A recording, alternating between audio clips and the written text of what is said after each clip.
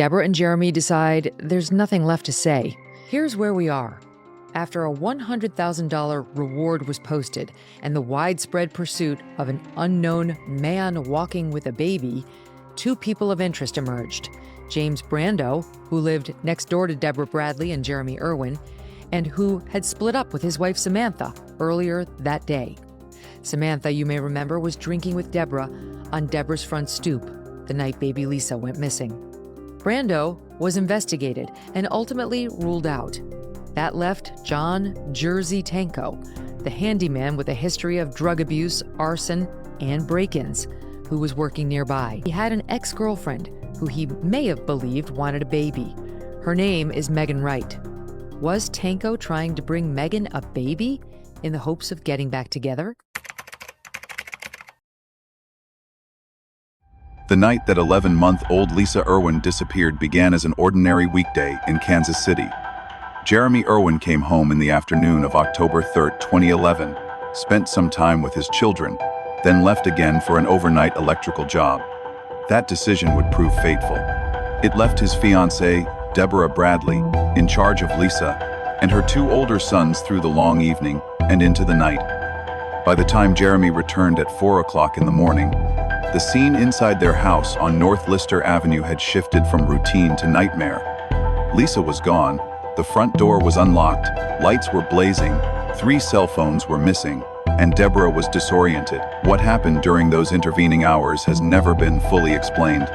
But the cracks in Deborah's story quickly raised suspicion that the disappearance may have been less an abduction than a domestic tragedy concealed behind the mask of a kidnapping.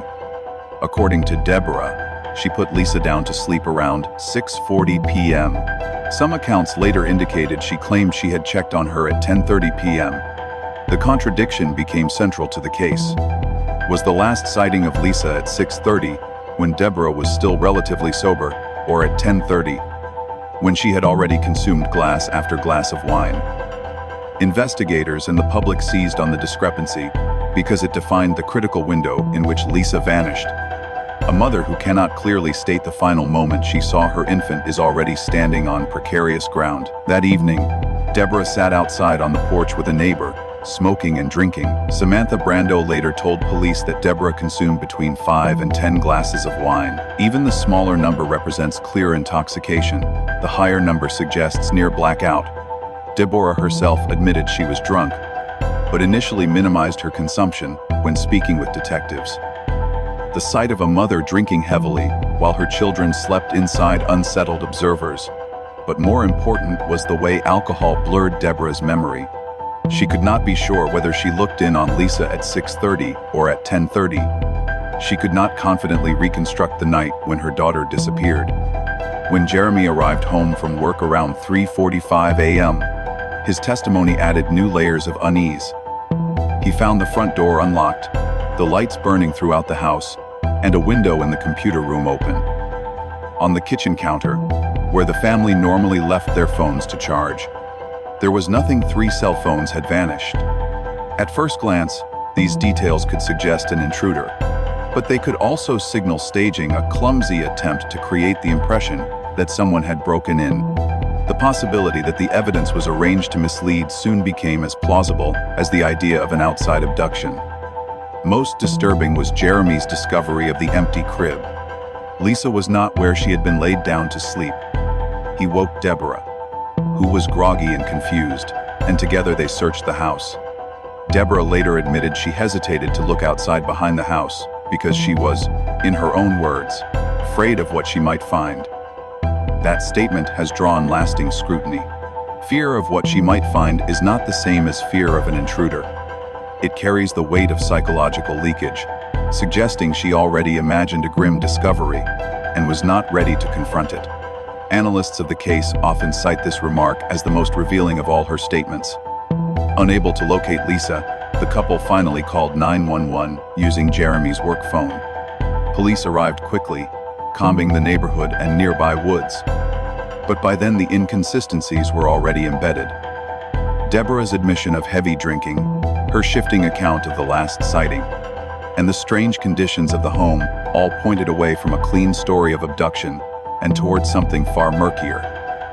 From a psychological perspective, Deborah's behavior can be understood through the lens of alcohol-induced impairment. Consuming 5 to 10 glasses of wine in a short span impairs not only motor coordination, but also judgment and memory encoding. Parents who drink to that level often experience fragmented recall the next day. They may misjudge time, forget critical details, and reconstruct events incorrectly. Deborah's inability to pin down when she last saw Lisa could be genuine confusion, but confusion born of intoxication does not absolve responsibility, it compounds suspicion. Her avoidance in searching the yard is equally telling. In high-stress situations, individuals often reveal unconscious knowledge through what they refuse to do. Saying she was afraid of what she might find suggests an inner picture of Lisa already harmed. If she truly believed an intruder had taken her daughter, the natural instinct would be to search everywhere frantically. Hesitation to search points inward, toward fear of confirming a private suspicion, rather than fear of encountering an external threat. This forms the foundation of one of the leading hypotheses in Lisa's disappearance. Deborah may have unintentionally caused her daughter's death during the night. The mechanism could have been a tragic accident, while handling Lisa under the influence, or even suffocation, if Lisa had been brought into bed with her. Faced with the horror of realizing Lisa was lifeless, Deborah may have resorted to staging a break-in to deflect blame. The unlocked door, the open window, the missing phones, even the later reports of a man carrying a baby in the neighborhood, all could be viewed as diversions. Each detail becomes suspicious, not because it points to an intruder, but because it looks like someone trying to make an intruder visible. The hypothesis is chilling but consistent. A mother overwhelmed, drinking heavily, perhaps blacking out, wakes to find her child unresponsive. Panic surges. She imagines losing not only her daughter, but also her freedom and her family if she admits what happened. In desperation, she constructs a story: the unlocked door, the open window, the phone's gone. When Jeremy returns, he encounters a scene that seems superficially consistent with abduction, but feels wrong at every turn. Critics of this view argue that it is cruel to focus on Deborah when no body has been found and no charges filed. But the inconsistencies remain. Her shifting timeline, the number of drinks, the psychological slip of fearing what she might find. These are not details invented by outsiders. They are her own words and admissions. In many criminal investigations, it is precisely these small contradictions that open the door to larger truths. The night of October 3 into the morning of October 4 is the axis around which the entire case turns. Between Jeremy leaving for work in the early evening and his return at dawn, Lisa vanished into a fog of alcohol, uncertainty, and contradictory testimony. The evidence of an intruder is thin. The evidence of disarray within the home is overwhelming. Ultimately, Deborah Bradley's unraveling story defines this part of the investigation. The drinking, the confusion over times, the missing phones, the unlocked door, the burning lights all point less to an outside predator and more to a mother who lost control and then tried to reassert it by building a fragile narrative of abduction. Whether the truth will ever be proven is uncertain, but the night itself remains frozen in these contradictions. Lisa's disappearance may have been discovered at 4 in the morning, but in the eyes of investigators, it began hours earlier when her mother poured the first glass of wine and set the stage for tragedy. From the earliest days of the investigation, the spotlight did not linger on an unknown prowler outside the Irwin home, but turned inward, toward Deborah Bradley. The reason was not simply because she was Lisa's mother and happened to be home the night her daughter vanished. It was because her statements shifted, her behavior invited doubt, and the contradictions in her story left investigators, the public, and even her own defenders uneasy. One of the most glaring cracks appeared in her timeline. In her initial interviews, Deborah told police she had checked on Lisa at around 10:30 p.m. She described peeking into the nursery and seeing her daughter asleep, safe in her crib. This detail was significant because it shortened the window in which Lisa could have been taken. If Deborah saw her at 10:30, then the disappearance occurred sometime between then and 3:45 a.m. when Jeremy returned home. That was still a wide window, but it gave police something to work with. Yet not long afterward, Deborah changed her account. She admitted that she had actually put Lisa down at 6:40 p.m., and that might have been the last time she saw her. That subtle adjustment expanded the window dramatically from 3 or 4 hours to nearly 9. For investigators, the difference was seismic. A mother who cannot pinpoint the last sight of her infant does not inspire confidence. It was not simply a memory lapse. It was a contradiction in the most critical fact of the case. When was Lisa last seen alive by a parent? Compounding this issue was Deborah's alcohol consumption. In her first statements, she told police she had drunk only a small amount of wine. Later, she acknowledged drinking far more, between 5 and 10 glasses over several hours. The discrepancy again raised suspicion. Why minimize the drinking if she had nothing to hide? If Lisa's disappearance was entirely the work of an intruder, Deborah's intoxication would not matter except as an unfortunate detail. But if something happened inside the house, then the amount she drank could explain negligence, accidents, and memory failure. The testimony of her neighbor Samantha Brando made matters worse. Samantha confirmed that Deborah had drunk heavily that night, far more than the mother initially admitted. This independent confirmation undermined Deborah's credibility. It suggested not only that she had been intoxicated, but also that she had lied to law enforcement. For investigators, that was not just a lifestyle issue, it was potential evidence of deception. To understand the weight of this, it helps to compare Lisa's case with other tragedies where alcohol and medication combined to devastating effect. Many criminal cases involve parents or caregivers who consumed alcohol along with prescription medications, such as anti-anxiety medicine or sleep aids. The interaction between substances can be unpredictable. Memory lapses, disinhibition, and risky behavior often follow. In some cases, infants have been accidentally suffocated in co-sleeping situations because intoxicated parents were unaware of rolling onto them. In others, a fall or mishap went unnoticed until it was too late because the adult was impaired. Deborah herself acknowledged she regularly used anxiety medication. Taken alone, such medication is not necessarily incapacitating. Taken in combination with up to 10 glasses of wine, the risks multiply. A mother who begins the evening relatively composed can, within hours, be unsteady, confused, and incapable of safe caregiving. The blurred memory Deborah later displayed the inability to recall whether she saw Lisa at 6:40 or 10:30 fits perfectly with known effects of alcohol-induced blackouts, particularly when combined with medication. For investigators, the picture sharpened a mother who first lied about her drinking, later admitted to consuming an extraordinary amount, and could not provide a consistent timeline. Each element on its own might be explained. Together, they suggested something darker than mere coincidence. The media seized on these contradictions quickly. In the weeks following Lisa's disappearance, coverage of the case was relentless. News outlets highlighted Deborah's drinking, her shifting statements, and her visible distress in interviews. Rather than evoking sympathy, many viewers interpreted her behavior as evasive.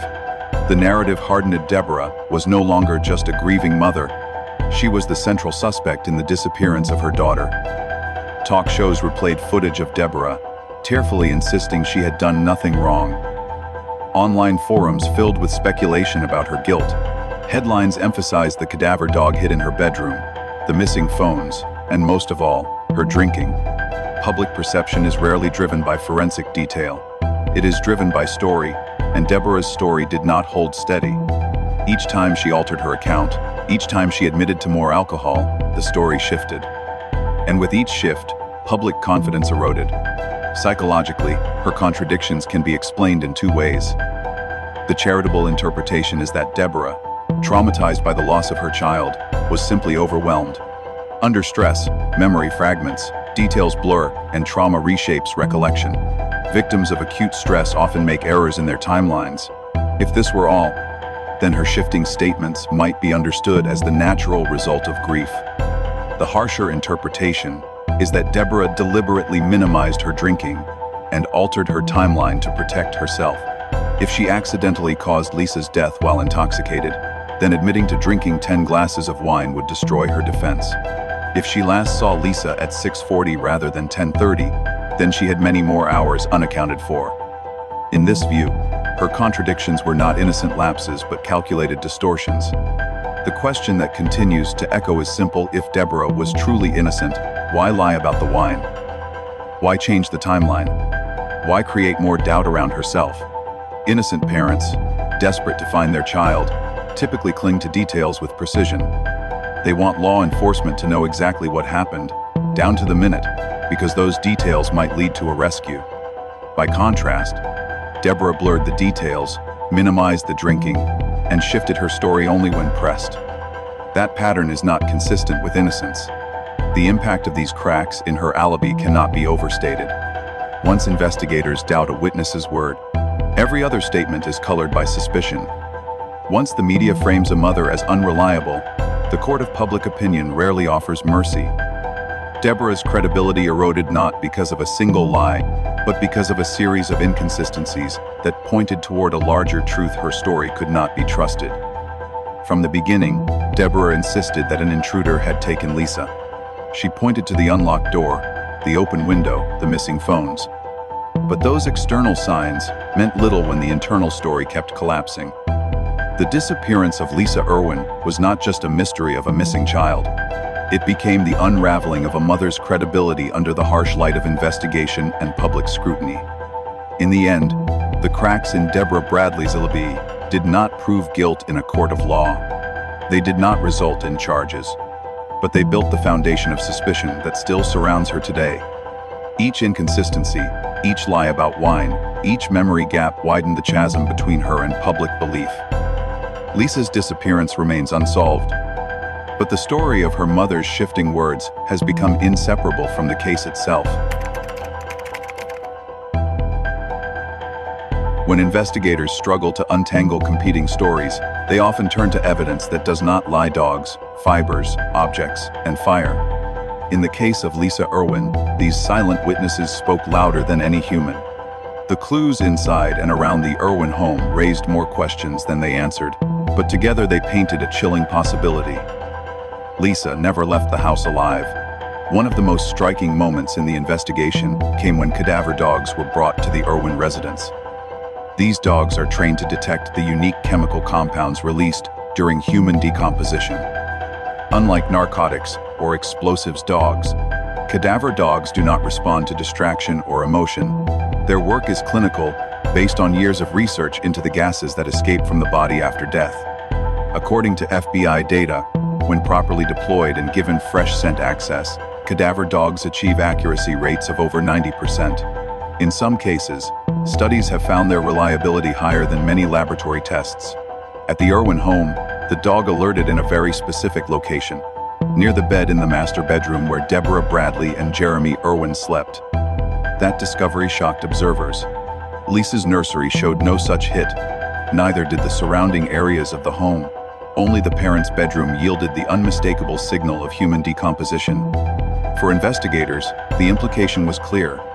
If the dog was correct, Lisa's body had been in that room. Deborah attempted to explain the alert in vague ways.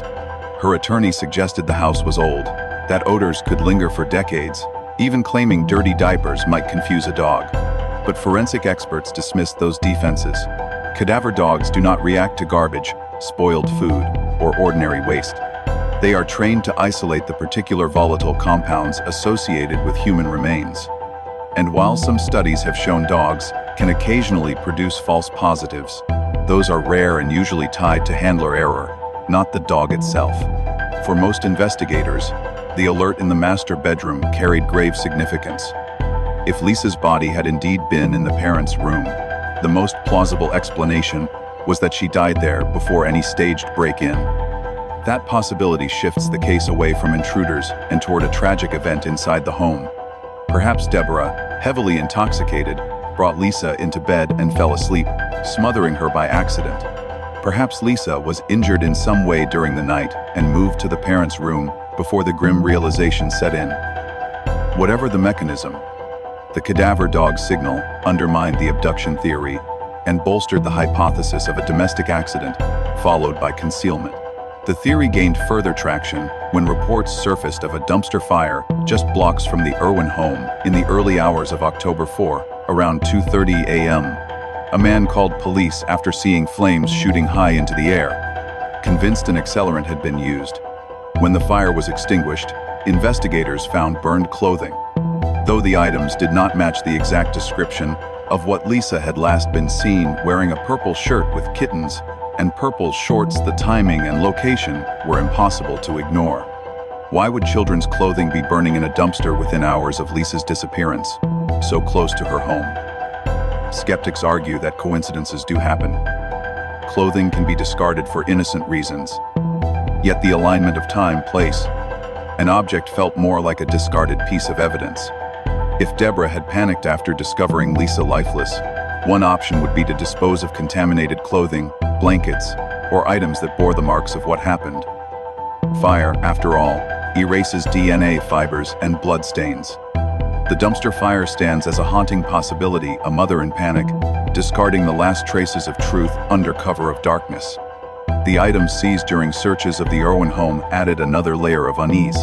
Investigators collected rolls of tape, a tape dispenser, a purple blanket, a pair of purple shorts, a Disney character shirt, and Lisa's glowworm toy.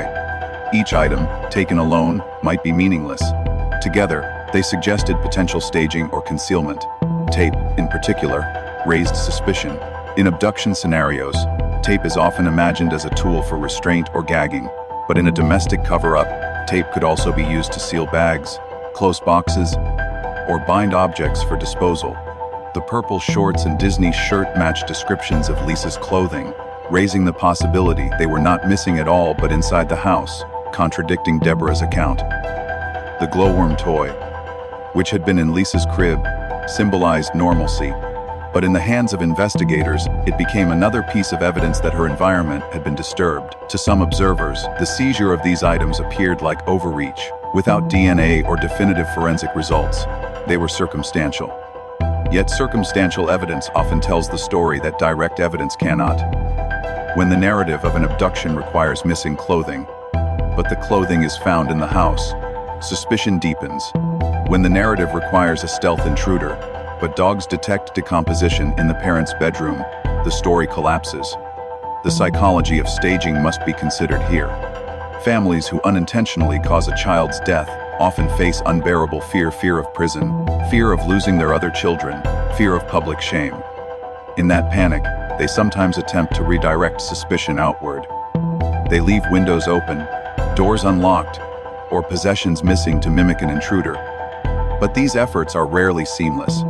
They generate inconsistencies that investigators quickly notice. The Irwin home showed all the hallmarks of such staging: the unlocked door, the open window, the missing phones, and when combined with the cadaver dog and the burned clothes, the pieces lined up toward cover-up, not kidnapping. Forensic science is not always able to deliver courtroom certainty. In Lisa's case, no body has been found, no DNA tied conclusively to foul play, no single piece of evidence strong enough to trigger charges.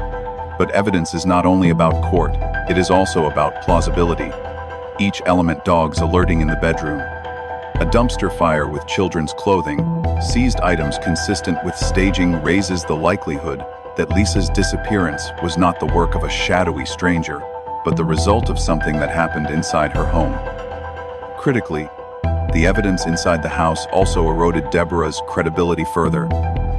She had already admitted to heavy drinking and changed her timeline. Now the physical environment contradicted her story as well. An intruder who enters silently does not leave lights blazing. A kidnapper intent on stealth does not risk carrying a baby through nearby streets in plain view, as some witnesses later claimed. But a panicked parent, scrambling to hide an accident, might indeed leave a trail of inconsistencies while trying to construct a plausible abduction. The image of the cadaver dog alerting in the master bedroom remains one of the most haunting moments in the case. Unlike human testimony, a dog cannot be biased by rumor or influenced by the media. The dog reacts only to scent, and that scent pointed squarely at the room Deborah shared with Jeremy. Add to this the fire in the dumpster, children's clothes reduced to ash, and the collection of potentially incriminating objects seized from the house, and the evidence inside becomes damning in its silence. None of it can speak outright, none of it proves beyond all doubt, but the story it whispers is consistent. Lisa may have died inside the home, and the signs of abduction were not the work of a stranger, but the desperate actions of a mother trying to rewrite reality. Among the many strange details in the disappearance of Lisa Irwin, none has generated more speculation than the mystery of the cell phones. Unlike the unlocked door or the open window, the missing phones represented a deliberate removal of objects from the home. They did not simply vanish into thin air. Someone picked them up, carried them away, and most curiously used at least one to place a call. That call, lasting roughly 50 seconds, linked the Irwin case to a woman named Megan Wright, the ex-girlfriend of a neighborhood drifter known as Jersey. From the beginning, the phone evidence hovered between two interpretations: a sign of outside involvement, or a carefully planted distraction to strengthen the illusion of abduction. On the night of October 3, Jeremy and Deborah left 3 phones charging in the kitchen.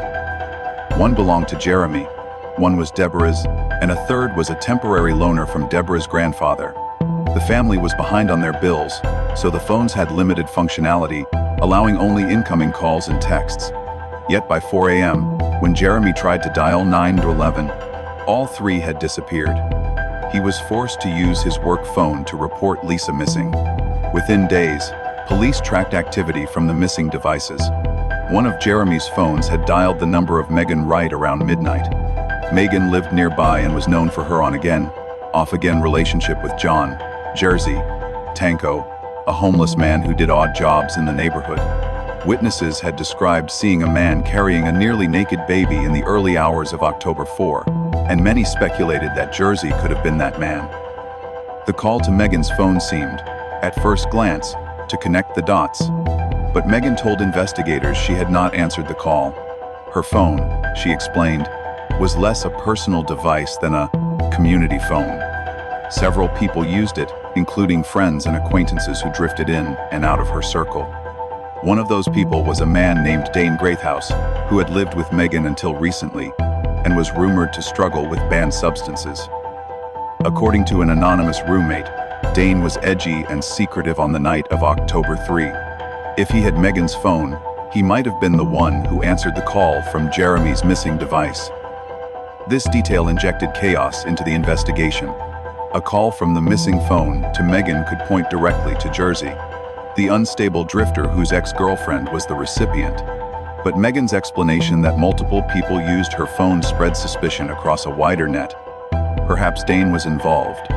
Perhaps someone else entirely. Perhaps the call was random and irrelevant.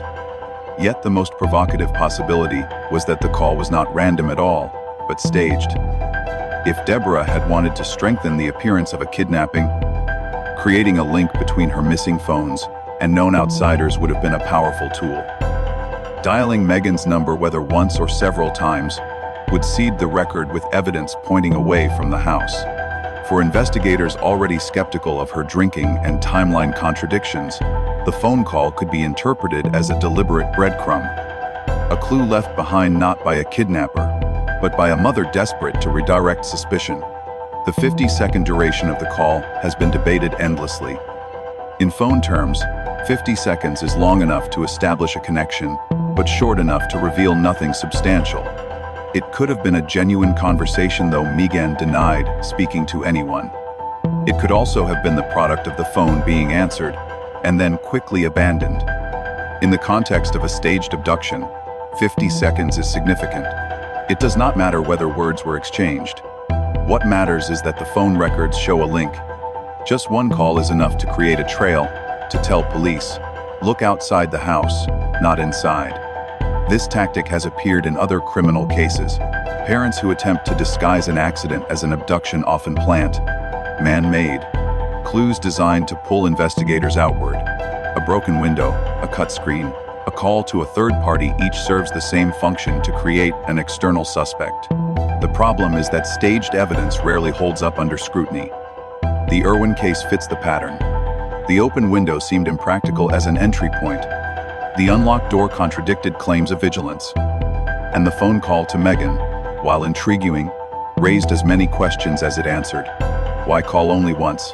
Why call someone in the neighborhood rather than a distant number? Why stop after 50 seconds? For Deborah, the phones presented a double-edged sword. On one hand, Their disappearance supported her claim that someone had been in the house. Intruders rarely take time to steal cell phones unless they want to cut communication. On the other hand, the choice of Megan Wright's number as the call recipient tied the case to individuals already known in the neighborhood for instability, banned substances, and crime. The scenario almost seemed too convenient, as though tailored to create a suspect pool outside the family. Megan herself attempted to clear her name by hosting a public Q&A online. She admitted she wanted a baby at one point in her relationship with Jersey, fueling speculation that he might have abducted Lisa to please her. Yet Megan denied involvement, insisting that others used her phone freely. That explanation did little to satisfy investigators, because it broadened the suspect list without eliminating her. It also failed to explain why Jeremy's missing phone dialed her number at all. Theories multiplied. Some argued that Jersey, desperate for affection from Megan, had taken Lisa and used the phone to signal his ex. Others believed Dane, with his reputation for volatility, could have played a role. But another faction maintained that the entire call was the work of Deborah herself, an intentional effort to craft a trail. From a psychological standpoint, staging a phone call is consistent with the behavior of someone attempting to control a narrative. Deborah had already minimized her drinking, altered her timeline, and expressed fear of searching the yard. Adding a phone call to an outsider fit the same pattern: divert suspicion outward, create uncertainty, and muddy the waters enough that investigators chase ghosts rather than focus on the home. Critically, the phone call never led to Lisa's recovery, nor did it produce solid evidence against anyone outside the family. It became a distraction, consuming investigative hours, but ultimately yielding nothing. If the goal was to buy time or shift blame, it worked in the short term. But over time, the hollowness of the lead reinforced suspicion that the call was a red herring. The phone mystery remains one of the most tantalizing aspects of the case, precisely because it can be read two ways. To those convinced of abduction, it is the strongest proof that outsiders were involved. To those convinced of a cover-up, it is the clearest sign that Deborah staged the scene. Either interpretation depends less on the technology and more on the context. In the end, the missing phone symbolized the entire case of Lisa Irwin. An object that should provide clarity instead deepens confusion. Phones are meant to connect people, to transmit voices, to leave records. Here, they connected the case to a cast of unstable figures, but never to the truth. The 50-second call is a whisper from the night of October 3, one that suggests a story, but refuses to finish it. What is undeniable is that the phones did not vanish on their own. Someone removed them from the kitchen counter. Someone dialed Megan Wright's number. And someone ended the call after 50 seconds. Whether that someone was an intruder, a neighbor, a drifter, or Deborah herself remains the unanswered question. But in a case where every other sign inside the home pointed to staging, the phone mystery may not be an external clue at all. It may be the most revealing piece of the cover-up. When Lisa Irwin disappeared, investigators and journalists desperately sought something tangible, something beyond the haze of Deborah Bradley's contradictions and the circumstantial evidence inside the home. That something appeared to emerge in the form of eyewitnesses' neighbors who swore they saw a man carrying a baby through the Kansas City night. The image was haunting: a lone figure in a t-shirt, clutching an infant dressed in nothing but a diaper, walking down dimly lit streets in the early morning hours. For many, the reports seemed to validate the abduction theory. Yet the deeper investigators dug, the less logical those sightings became. 3 separate witnesses described similar scenes. The first, a man on a motorcycle, saw someone carrying what looked like a diapered infant around 12:15 a.m., barely 2 hours before Jeremy Irwin returned home and discovered Lisa missing. The sight struck him as so odd that he considered offering a ride, but decided against it. Another couple, who lived just a few houses down from the Irwins, reported seeing a man at roughly the same time, also carrying a baby who appeared unclothed. A third witness, farther away, gave a similar account. None of them knew each other. None had reason to coordinate their stories. At face value, their testimonies appeared damning, Strangers don't walk Kansas City streets at midnight cradling babies in diapers. The accounts spread quickly through the media. Reporters latched onto the eerie image of a baby in the dark, a story that could be visualized, dramatized, repeated. Talk shows replayed sketches of the alleged man, local news ran segments featuring eyewitness interviews, and the public clung to the idea that someone had literally seen Lisa being carried away. It was a narrative that fed hope. If the baby was seen, then she was alive after the initial disappearance. But investigators at the federal level were less convinced. An FBI agent assigned to the case expressed skepticism in blunt terms. Are you going to logically abduct a child, let's say in the midnight area, then 2 to 4 hours later, you are spotted in the proximity of the neighborhood? I mean, that doesn't make any sense. It could be true, of course, but the logic of abducting a child is so you can take the child to some other location. His point was straightforward. The goal of an abductor is to escape, to put distance between the crime scene and themselves, not to loiter in plain sight. The witnesses may have been sincere, but sincerity does not equal accuracy. Psychological research into eyewitness testimony supports this caution. Under low light conditions, human perception is notoriously unreliable. Shadows distort shapes, fatigue blurs detail, and expectation colors memory. Add the influence of media coverage, images of Lisa broadcast across every channel, speculation about abduction repeated constantly, and the ground is ripe for contamination. Contamination, in investigative terms, means witnesses unintentionally incorporating external information into their own memory until they cannot distinguish what they saw from what they heard or imagined. The Lisa Irwin case unfolded under a media blitz. Reporters crowded the neighborhood within hours, helicopters buzzed overhead, and neighbors whispered rumors. In such an atmosphere, a single unusual sight, a man carrying laundry, perhaps, or holding a doll, could be transformed in memory into a man with a baby. When one neighbor reported seeing such a figure, others who had noticed something ambiguous might retroactively interpret their own experience the same way. It is the classic phenomenon of collective reinforcement. When multiple people believe they saw something, the story gains credibility, even if each memory is flawed. This possibility becomes more convincing when compared with the lack of follow-up evidence.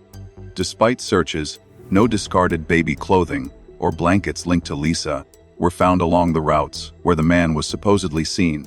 No other witnesses came forward from gas stations, convenience stores, or traffic cameras to corroborate the journey of a man walking with an infant through residential streets. If Lisa had truly been carried outside at 12:15 a.m., exposed to the cold in only a diaper, she should have been vulnerable, noticeable, and traceable. Yet the trail ended with the 3 initial accounts. For proponents of the cover-up theory, the eyewitnesses actually serve as an example of how staging can distort investigation. If Deborah had constructed a false abduction scenario, investigators primed the public to look for an intruder. Once neighbors internalized that narrative, ambiguous sites were retrofitted to match it. A man walking alone became a man with a baby. A bundle of clothing became a swaddled infant. A midnight passerby became a kidnapper. In this way, the staging did not need to be perfect. It only needed to open the door for the community to create its own reinforcing illusions. Consider the timing.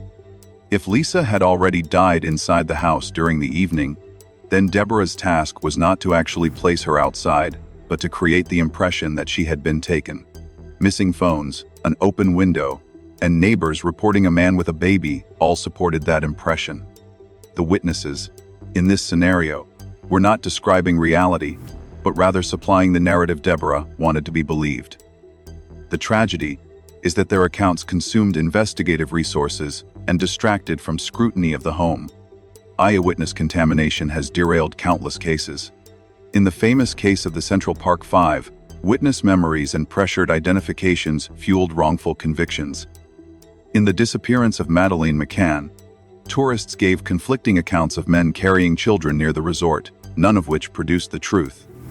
The Irwin case fits within that pattern, ambiguous sightings magnified by media until they seemed definitive. From a psychological lens, the witnesses themselves may have been entirely genuine. Human beings seek patterns, especially in crisis. When a baby vanishes, the mind seizes on any detail that could explain the mystery. To tell police, "I saw a man with a baby," is not malicious, it is an attempt to be helpful, to contribute to the search. But helpfulness does not guarantee accuracy. Indeed, it often leads to false leads that bury investigators in noise. The FBI agent's skepticism remains the most grounded assessment. What abductor, having risked entry into a family's home, would then stroll the neighborhood carrying the infant half-dressed? Logic suggests none. What panicked parent, however, might pray for neighbors to imagine such a figure? The latter scenario better explains the persistence of the "man with the baby" story. It was less an observation of reality than a projection of what people thought must have happened. A projection seeded by Deborah's own claims of abduction. Ultimately, the eyewitness reports became another layer of distraction. They gave hope to some, suspicion to others, but certainty to none. For those convinced of Deborah's guilt, the witnesses represent the perfect example of how a staged narrative, once planted, grows on its own. A mother does not need to orchestrate every detail, she only needs to create a void. The community, desperate for answers, will fill it with its own collective imagination. The tragedy of the Irwin case is not only that Lisa vanished, but that the truth about her disappearance was obscured by illusion. The illusion of an intruder, the illusion of missing phones pointing outward, and the illusion of witnesses seeing a baby in the dark, all fed into a story that may have been constructed to protect Deborah from the consequences of a night of drinking, confusion, and tragedy. In the end, the "man with the baby" remains a phantom. Whether he existed or not, he has never been identified, and Lisa has never been found. For investigators, the lesson is clear: eyewitnesses can offer clues, but they can also reflect the stories we tell ourselves when fear and rumor contaminate perception. For the public, the lesson is harsher. Sometimes the things we most want to believe, a child still alive, carried into the night, are the very things that blind us to the darker truths hiding inside the walls of a family home. When a child goes missing, the story rarely stays confined to police reports and quiet searches. It explodes into headlines, nightly news coverage, and relentless speculation. In the case of Lisa Irwin, the media storm descended within hours, transforming the disappearance of an infant into a national drama. Cameras camped outside the Irwin home, reporters grilled family members, and the public devoured every new scrap of information. In the center of it all stood Deborah Bradley, a young mother who, instead of becoming the face of sympathy, quickly became the face of suspicion. The first blow came from law enforcement itself. Within just 3 days of Lisa's disappearance, Kansas City police publicly declared that the parents had stopped cooperating. The phrase hit like a thunderclap. Rarely do police make such accusations so early in a case, and when they do, the public tends to believe them. For viewers at home, the statement implied guilt. Why would grieving parents withhold cooperation unless they had something to hide? Deborah insisted she had simply reached her emotional limit during hours of questioning and needed a break. But the nuance was lost. The soundbite, "parents stop cooperating," was what stuck. The second blow landed when Deborah appeared on NBC's Today Show. Sitting beside Jeremy, she was asked directly about her drinking the night Lisa vanished. Her response was blunt. She admitted drinking, enough to be drunk. The phrase ricocheted across the country. In the span of a single morning, she confirmed the suspicion that had been circulating quietly. She had been intoxicated while caring for her children. On television, a mother admitting drunkenness on the night her baby disappeared looked devastating. From then on, Deborah's image was fixed in the public imagination. She was not the composed, grieving parent begging for her child's safe return. She was the mother who drank heavily, gave inconsistent timelines, and failed to convince the world of her innocence. News outlets replayed her interview clips, emphasizing her contradictions. Panel discussions debated her credibility. Internet forums filled with vitriol. Rather than sympathizing with her as a mother in shock, viewers saw someone evasive, unreliable, and reckless. The problem was compounded when the family hired Joe Tacopina, a high-profile New York defense attorney known for representing celebrities and controversial figures. Tacopina had defended Michael Jackson and Joran van der Sloot, among others. His sudden appearance in Kansas City looked, to many, like a move for people with something to hide. Critics asked why would an ordinary family struggling financially retain such an expensive lawyer unless they feared prosecution. Even if Tacopina was working pro bono or supported by donors, the optics were disastrous. To the public, the image was no longer a local mother in distress, but a strategic defendant preparing for trial. This shift marked the beginning of what can be called the public trial of Deborah Bradley. No charges were filed, no courtroom convened, but in the arena of public opinion she was already on the stand. The evidence presented was not forensic but visual and emotional, a clip of her saying she was drunk, a headline about police frustration, a photograph of her crying. The verdict came quickly. She was cast as the bad mother. And once that archetype takes hold, it is nearly impossible to reverse. Psychologically, the public's reaction follows a well-documented pattern. Society often holds mothers to impossible standards of purity and vigilance. A father who drinks a few beers and falls asleep is considered careless. A mother who admits to heavy drinking while her baby disappears is condemned as monstrous. The archetype of the bad mother is deeply ingrained. It taps into primal fears about neglect and betrayal, about the vulnerability of children and the responsibility of women to safeguard them at all costs.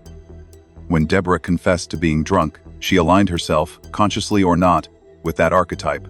The audience recoiled. The media amplified this perception. Photographs of Deborah were carefully chosen, tear-streaked, disheveled, or defensive. Rarely were images of her with Lisa shown without commentary about her inconsistencies. Headlines did not highlight her pain but her contradictions. The story was framed not as "Mother pleads for missing child," but as "Mother's story unravels." Even sympathetic coverage carried an undertone of suspicion. Once a narrative like that sets in, every new development is interpreted through its lens. Hiring Tacopina sealed the narrative further. Defense attorneys often advise clients to avoid media exposure, but by then the damage was done. Deborah's earlier appearances had already shaped the public imagination. Now, with a celebrity lawyer at her side, she seemed to embody the role of a defendant fighting unseen charges. The irony was that no formal charges were ever filed against her. But in the court of public opinion, she was already guilty. This phenomenon reveals how true crime cases often transform into morality plays. Facts become secondary to archetypes. In Lisa Irwin's case, the archetype was clear: a mother who drank, lied, and lost her child.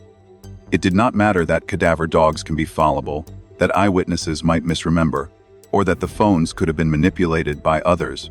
What mattered was the emotional story that viewers absorbed each night on television. Deborah's own demeanor did not help. In interviews, she appeared defensive, sometimes combative, sometimes tearful. Rather than evoking sympathy, her tone often reinforced the sense that she was hiding something. Trauma can explain such behavior. Many innocent people in crisis appear inconsistent under stress, but the public rarely grants that benefit of the doubt. Instead, her missteps became confirmation of the narrative that she was culpable. The cycle of suspicion illustrates the psychology of crowd judgment.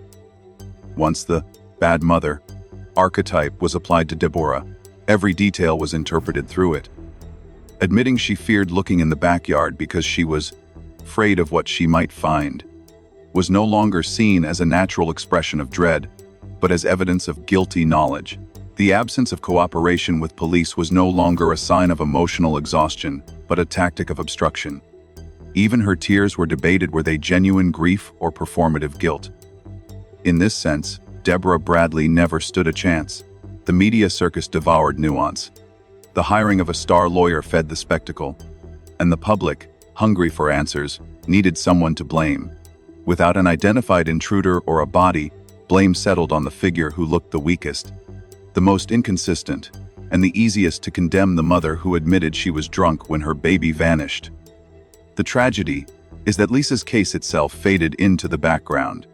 The narrative shifted away from the search for a missing child and toward the public trial of her mother. Every headline about Deborah's credibility was one less headline about leads, searches, or tips. The spectacle consumed the story, and in doing so, may have obscured whatever fragile chance remained of finding the truth. In May of 2012, 7 months after Lisa Irwin vanished, the case took a bizarre and unsettling turn. Deborah Bradley and Jeremy Irwin reported that their debit card had been used fraudulently on a British website that specialized in providing fake birth certificates. The discovery was covered by national outlets like The Today Show and America Live. Even their attorney confirmed that he had personally visited the site and verified its existence. For investigators and the public, the revelation added a new and deeply disturbing layer to an already convoluted case.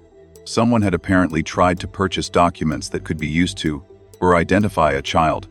The timing of the fraudulent charge was critical. It came on November 6, 2011, just 1 month after Lisa disappeared. According to Jeremy, the website at the time openly advertised services for altering or creating new birth certificates. By the time the story broke publicly in 2012, the page redirected to something innocuous, but cached versions preserved the original offer. Whoever attempted to use the Irwin's debit card was, at least in theory, trying to buy the paperwork necessary to give a child a new identity. Two possible explanations emerged.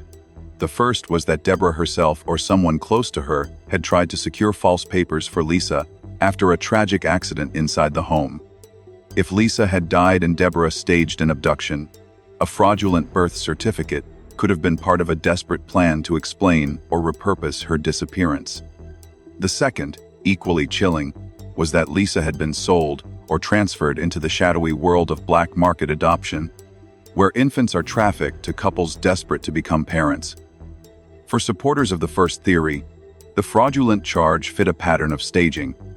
Deborah had already minimized her drinking, shifted her timeline, and overseen a home filled with suspicious details: missing phones, an open window, cadaver dog alerts in the bedroom. Attempting to purchase a fake birth certificate could have been another step in a clumsy cover-up. Perhaps the plan was to obtain documents that could justify a story about Lisa being placed with relatives or handed off under some fabricated arrangement.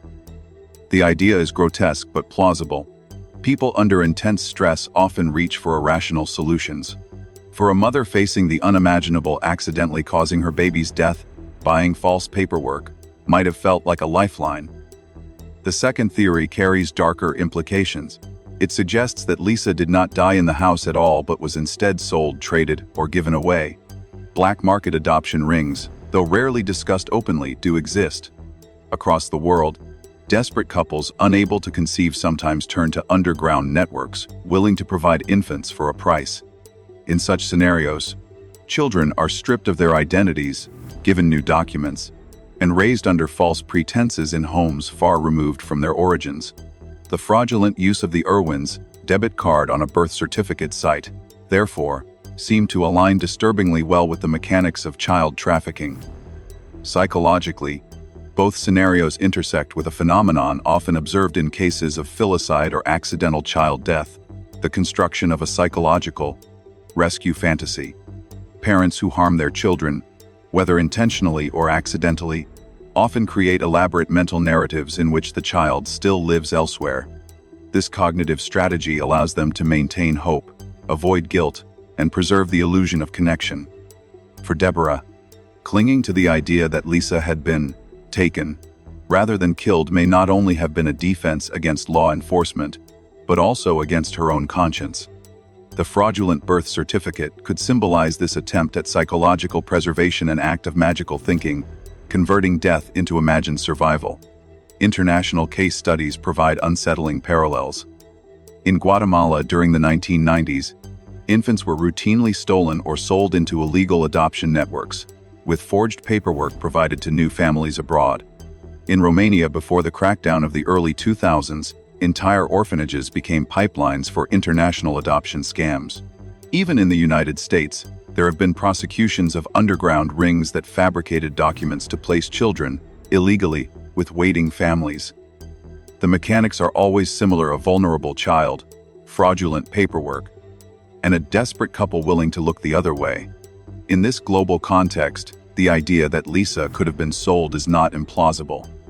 If someone used the Irwin's card to buy a fake birth certificate, the act could have been part of an effort to integrate her into such a network. For supporters of Deborah's innocence, this theory even offered a shred of hope. Perhaps Lisa was still alive, raised by strangers under a new name, unaware of the turmoil left behind. Yet hope can itself be a form of denial.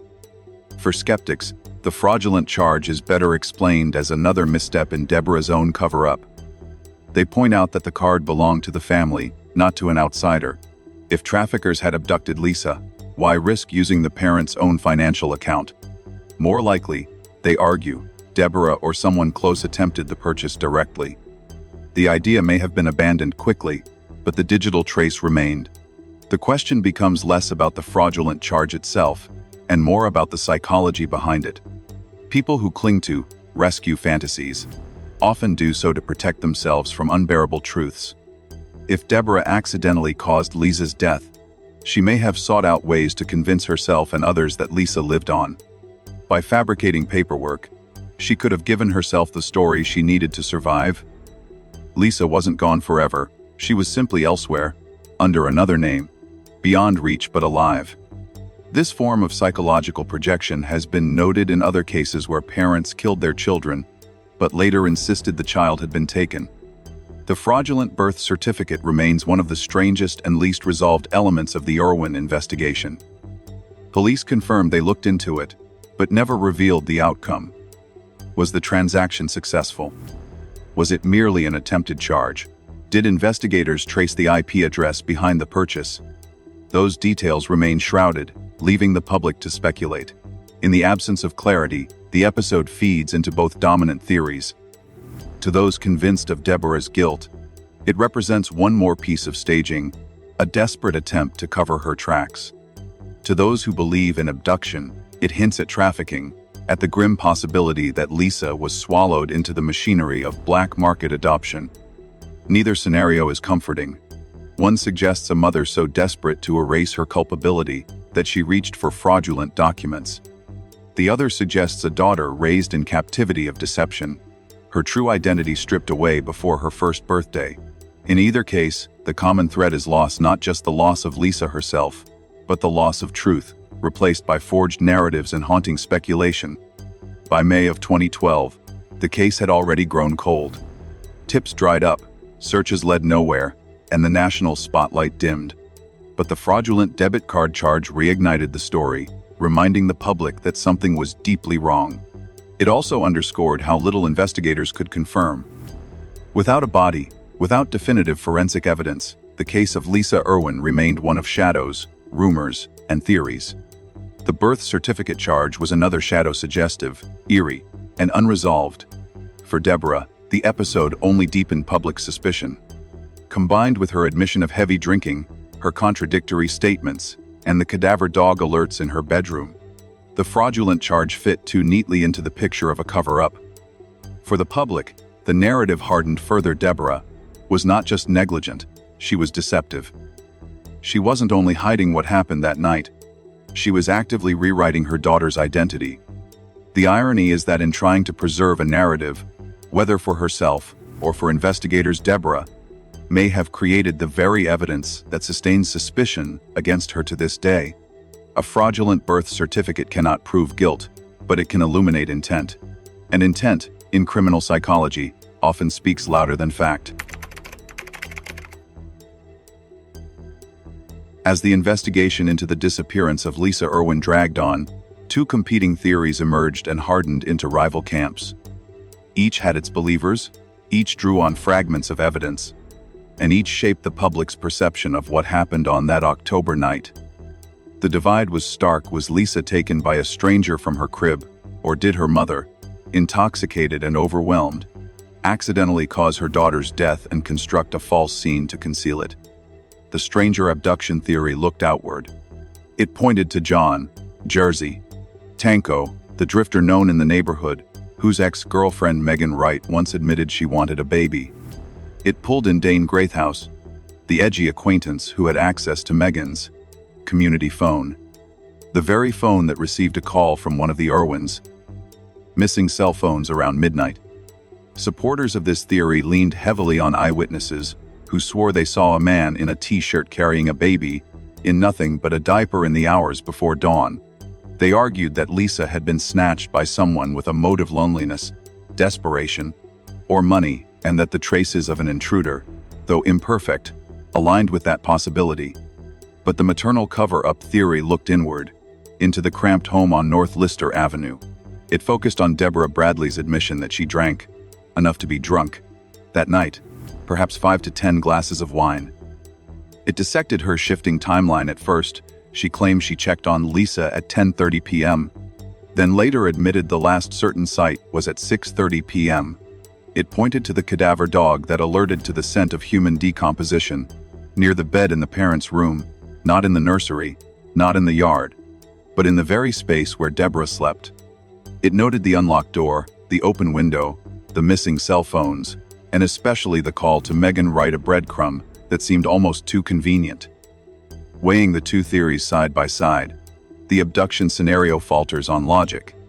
As an FBI agent bluntly put it, why would a kidnapper risk being seen wandering the neighborhood for hours with a baby exposed to the cold? Why use the family's own phone to call a number so closely tied to known figures in the community? Why leave behind staging so clumsy that it raised suspicion from the start? Each element of the intruder theory looks less like the behavior of a careful abductor and more like the hallmarks of improvisation. By contrast, the maternal cover-up hypothesis accounts for these contradictions. A drunken mother accidentally harms her child. In shock, she stages an abduction, leaves the door unlocked, pushes in a window screen, removes the phones, and dials a local number to create an external link.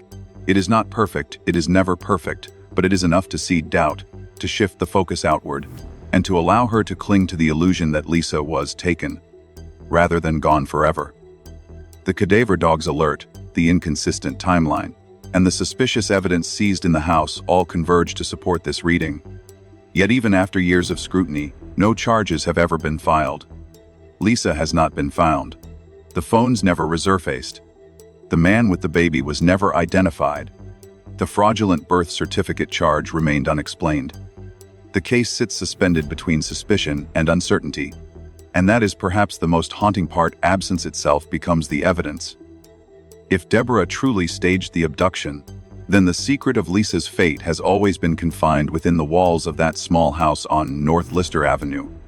It is a secret carried not by strangers on the street, but by a mother whose words could never hold steady. The question, then, is left to the audience: was Deborah the victim of a cruel spotlight, unfairly cast as the bad mother, because she drank too much and stumbled through interviews? Or was she the architect of a cover-up, hiding a devastating truth beneath the fragile mask of a kidnapping story? Lisa Irwin's disappearance remains unsolved. What endures is the haunting choice between two narratives, one of a stranger in the dark and one of a mother in denial. Which one do you believe?